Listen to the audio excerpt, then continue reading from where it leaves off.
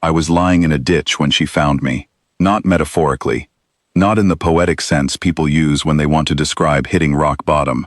I mean, I was physically horizontal in a collapsed irrigation channel on a dead farming world called Varath 9, staring up at a sky the color of old rust, and I had not eaten in 3 days. My name is Kai. I was a colony surveyor. Past tense, present tense. I was never quite sure which applied anymore. The colony I had been surveying was gone. The company that sent me there had quietly closed its communications relay 6 weeks prior, which was the corporate equivalent of leaving a man at a restaurant and slipping out through the kitchen. The blight had taken the crops first, then the water table, then the will of every other person on that rock to keep trying. They had evacuated on the last available transport. I had stayed behind to finish my soil readings, because I am, apparently, the kind of person who finishes his soil readings. So there I was, horizontal, thirsty, composing, in my head, what I would say if anyone ever found me. Something dignified, something that did not begin with the word please. The shadow that fell over me was not shaped like anything I had a category for. 6 limbs, iridescent panels along the upper back that caught the rust-colored light and threw it back in shades of deep green and pale gold. A face that was broad and smooth, with 3 sets of eyes arranged in a slight arc, each pair a different shade of amber. She was tall, standing at the edge of my ditch, looking down at me with an expression I could not read. She was easily 2 meters and then some. Her translator spoke before she did.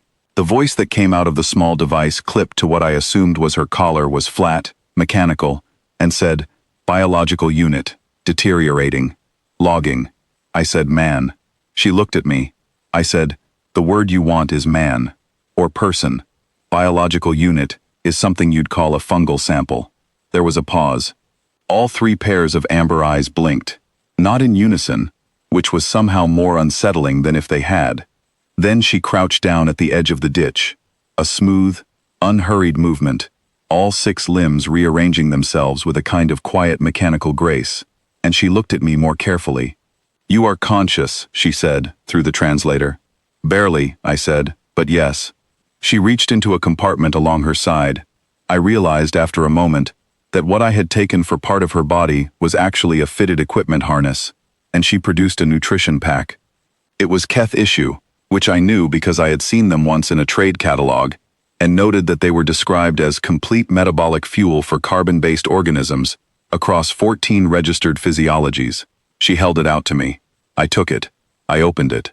I consumed it in a way that I will not describe in detail, except to say that it was not my finest moment as a representative of the human species.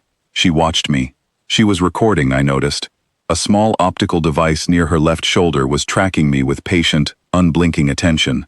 I finished the nutrition pack, which tasted like someone had liquefied a multivitamin and added a mild regret, and I looked up at her. "You're noting something," I said. "You made sounds suggesting gratitude," she said, "but your face conveyed what my reference files classify as aggression." I considered this. "That was just me eating," I said. "Humans make faces when they eat. It's not a threat display." She was quiet for a moment. Then she said, "I will need to update several files." Her name, she told me as she helped me out of the ditch, was Javari. She was a field researcher with the Keth Survey Corps, assigned to this region of the fringe, to catalog abandoned human colonial infrastructure. Abandoned human colonies were, she explained in the careful, slightly formal standard that her translator managed, considered a low-priority assignment within her organization. Most of her colleagues preferred postings with active settlements, active data, active subjects. "So this is a quiet route," I said. "It was," she said. We walked toward her survey craft, 3 kilometers across ground that had once been farmland, and now had the flat, exhausted look of a place that had given everything it had and been thanked for none of it. She adjusted her pace for mine without commenting on it. I noticed. I did not say anything. I told her about the colony, the blight that had moved through the root systems of every crop variant they had tried, the way the water table had turned brackish in the 3rd year, the 17 different soil interventions the remaining colonists had attempted before the last transport came. She asked questions. Good ones. Precise ones. When I described the 14th intervention, a hybrid mineral microbe approach that one of our agricultural engineers had developed from scratch, using equipment that was meant for water filtration, She went quiet, in a way that felt different from her other silences. "That worked?" she said. "Partially," I said. "Produced about 12% of a viable yield. Not enough to sustain the colony. Enough to be interesting." She was quiet for several more steps. Then she said, "The Keth Agricultural Research Division has no model for that approach. I have read all current literature on this soil type. What your engineer did is not in any of it." I shrugged. "She was hungry," I said, "and she had a filtration unit, and 3 weeks, and nothing to lose." Javari's optical recorder tracked me very steadily for a moment. Then she said, "I see," in a tone that suggested she was filing something away. Inside her craft, she ran a physiological scan and synthesized food that was nutritionally perfect and tasted of absolutely nothing. A blank, neutral substance that delivered everything my body needed and made no attempt whatsoever to be enjoyable. I ate 2 servings. She looked at me with what I was beginning to recognize as her version of bewilderment. "You ate it without reaction," she said. "I'm hungry," I said. "It is not pleasant," she said. "My own species finds synthesized food difficult to consume without significant flavor compensation. Humans have a phrase," I told her, "eat to live." It means that when things are difficult, food is fuel. You eat it. You keep going. She had 15 follow-up questions. I answered all of them. By the time I had finished, I realized that I had been talking for almost an hour, and I had not thought about the ditch, or the colony, or the 3 days of hunger, for any of it. There was something in the quality of her attention, that careful, unblinking, genuinely curious attention, that made you want to fill it with honest answers. The ion storm came without much warning, which is the only way ion storms come on worlds like Verath 9. One moment the instruments showed clear air, and the next the craft's communication array went dark, and the landing field outside went white with static discharge. Javari moved to seal the craft. "Standard Keth protocol," she explained. "In severe ion interference, the correct action was to secure, wait, and resume operations when conditions cleared." I asked, "Are there other people on this planet right now?" She paused. "2 Keth technicians," she said. "Outpost station, 40 kilometers north. Their structure is not rated for severe ion events." I did not frame what happened next as a decision, because it did not feel like one. I stood up and moved toward the emergency equipment locker. My legs were still unreliable. My hands, when I opened the locker, were not entirely steady. I pulled out a thermal layer and a navigation unit, and I put the thermal layer on. "What are you doing?" she said. "Going north," I said. She told me it was irrational. She told me the distance was too great, the conditions too dangerous, my physical condition too poor. She listed these things with the clear, reasonable tone of someone who is certain the logic will land. I said, "Yeah." Then I kept moving.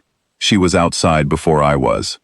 I want to be honest about the next 40 kilometers, which is to say, I want to be honest that I remember them in pieces. The ion storm was not violent in the way that wind and rain are violent. It was a deeper kind of disruption, a pressure in the air that made every instrument uncertain, and every instinct feel slightly delayed. Javari moved faster than me across open ground. I moved better than her instruments did in the hollows and dry channels where the ion interference fractured and bent. We worked around each other without discussing it. She would take the high line across exposed terrain, moving quickly on 6 limbs with a stability I could not match. I would read the ground in the gullies and direct us through the parts that her sensors called impassable, but that were, to someone who had spent 3 years walking dead farmland, simply difficult. At some point, she asked me how I knew which way to go. I said, "The ground slopes a certain way. The drainage patterns point north. The old field road markers are still visible if you know what faded paint on a gray post looks like." She said nothing for a while. Then, "You have been reading this landscape since we left the craft. Since I woke up in the ditch," I said, "if I'm being accurate." She was quiet again in that particular way. We reached the outpost with 30 minutes to spare before the storm's worst band arrived. The 2 Keth technicians inside, younger than Javari, with lighter chitin and wider eyes, looked at the door when it opened, looked at her, looked at me, and appeared to experience a rapid series of internal recalibrations. I leaned against the doorframe. My legs had made their position on continued operation very clear. Javari caught me with 2 of her 6 limbs. It was a reflex.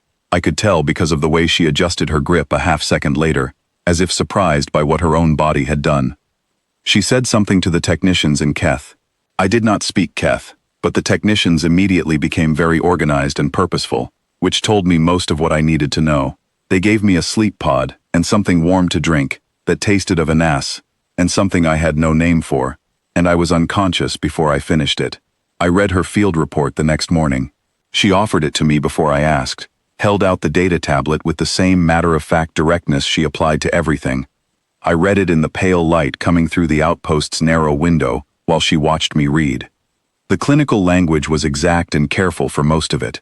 Physiological observations, behavioral data, notes on my soil intervention descriptions that were already flagged for transmission to 3 separate Keth research departments. Then, near the end, the language changed in a way I almost missed. She had written about the moment I moved toward the equipment locker, and she had tried to categorize it, and the categorization had broken down. She wrote, "Subject demonstrated decision-making, I cannot model as survival instinct. The choice carried personal cost and offered no direct survival benefit. It more closely resembles what the Keith call," and then there was a word in her language that the translator had flagged as having no standard equivalent. I looked up at her. "This word," I said, pointing. She was quiet for a moment. Then she said, "It is the feeling of being responsible for something that was not yours, and then it became yours, and you cannot explain when the change occurred." I looked at the word again. "We have something like that," I said. "We just don't have one word for it." She tilted her head slightly.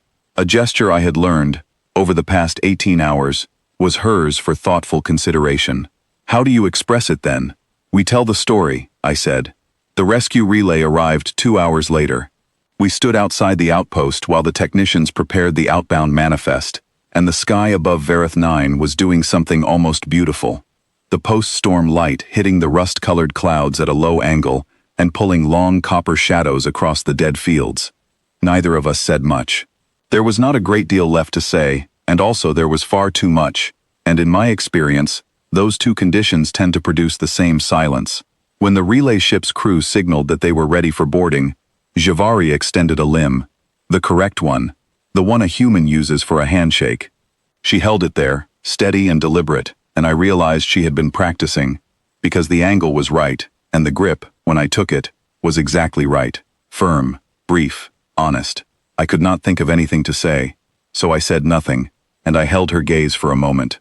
All 3 pairs of amber eyes, each pair a slightly different shade, and then I walked up the ramp. I thought about her report for a long time afterward, about the word that had no translation, about the fact that she had offered the report without being asked, which was itself a kind of trust. People write papers now about how humanity survived the collapse years. They discuss our engineering, our adaptability, our biological stubbornness, the way we keep functioning past the point where the data suggests we should stop. All of that is true, and all of that mattered, but nobody writes about the other part, the part where we are simply, without much effort, very easy to care about once someone stops to look. I think that is what saved us as much as anything else. Not the soil interventions or the improvised equipment or the refusal to lie down in a ditch and stay there. Just this, that we are worth the bother. I know she would say the data doesn't support that conclusion. She would be wrong. The data is us.